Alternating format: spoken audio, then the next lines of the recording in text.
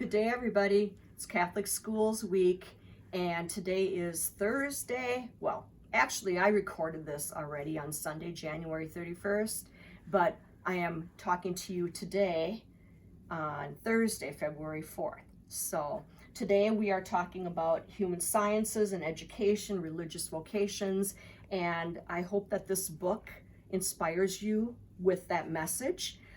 This book is called Malala's Magic Pencil. And many of you may know about the story of Malala, where she just wanted to learn.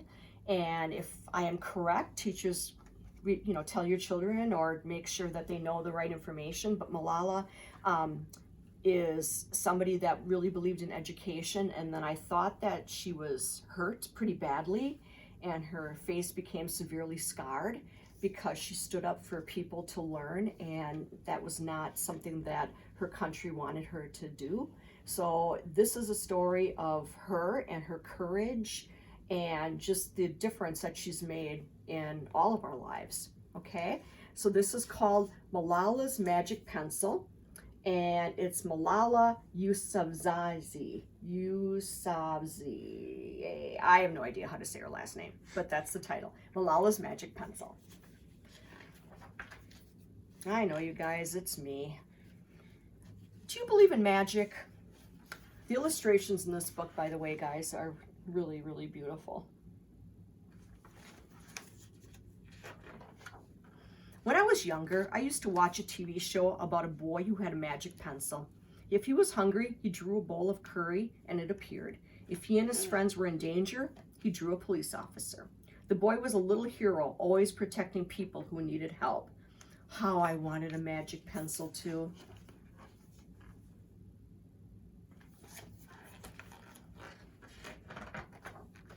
If I had a magic pencil, I would use it to put a lock on my door so my brothers couldn't bother me.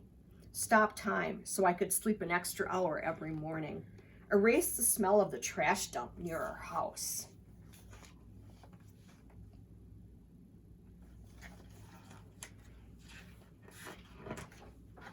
And I would use it to make other people happy. I would draw the most beautiful dresses in the world for my mother, the best buildings in the valley for my father, so he could open many schools where children would study for free. A proper ball, so my brothers and I no longer had to play with an old sock stuffed with rubbish.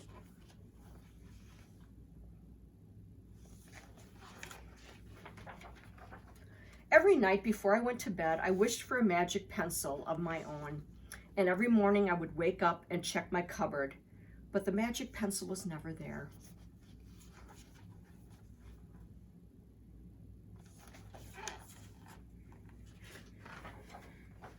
One day, I was throwing away potato peels and eggshells at the dump. I was wrinkling my nose, swatting away flies, and making sure I didn't step on anything dirty in my nice shoes, when I saw a girl about my age sorting through trash piles. Nearby, boys were fishing for metal scraps using magnets on strings.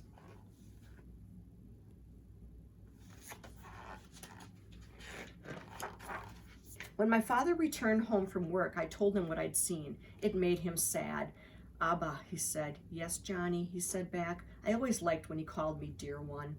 Why haven't I seen that girl in my class?" "Because," he said, but he didn't finish right away. "Because, Johnny, in our country, not everyone sends their daughters to school, and some children must work to support their family.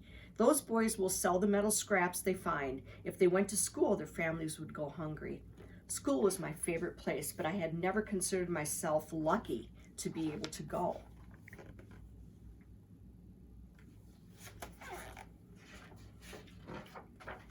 My father had always said, "Malala will live free as a bird." Now I wondered how free I'd truly be. That night I thought about the families who didn't have enough food and the girl who couldn't go to school, and even about how when I was older I would be expected to cook and clean for my brothers, because where I came from, many girls weren't allowed to become what they dreamed of.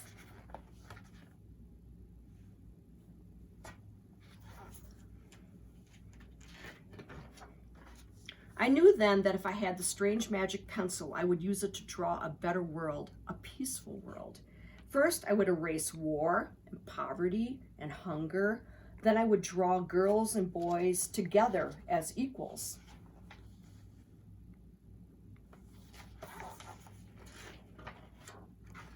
Over the next few years, instead of wishing for a magic pencil every night, I worked hard in school every day. I wanted to be one of the top students in my class.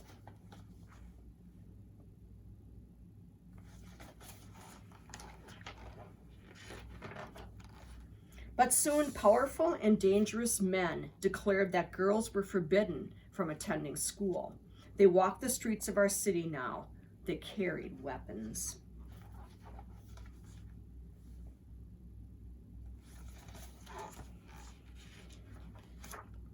One by one, girls stopped coming to school. Abba, where are all the students? They don't feel safe here anymore, Johnny. How could a few men stop all the girls in our valley from going to school? If more people knew what was happening to us, I thought, they might help.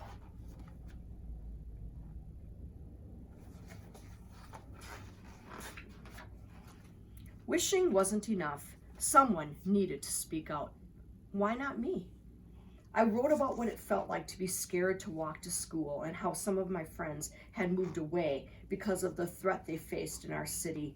I wrote about how much I loved school and how proud I was of my uniform.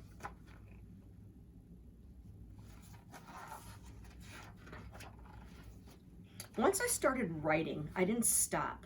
I wrote speeches and traveled around my country sharing my story.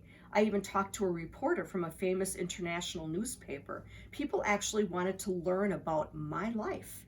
I spoke for all the girls in my valley who couldn't speak for themselves.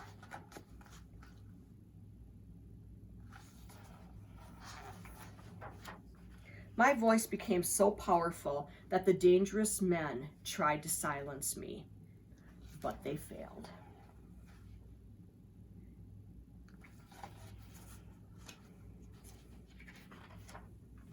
And now my voice is louder than ever, louder because people have joined me. And together we make a chorus standing up for what we believe. We raise our voices for those in need, help people in danger, even if they are an ocean away. Think of the world as a family.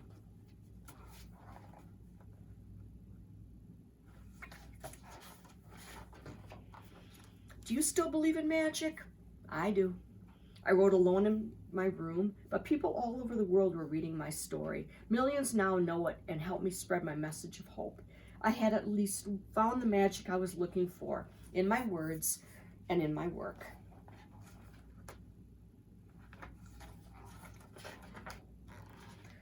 I am Malala. I've always wished I could make the world a more peaceful place, and every day I work to make my wish come true.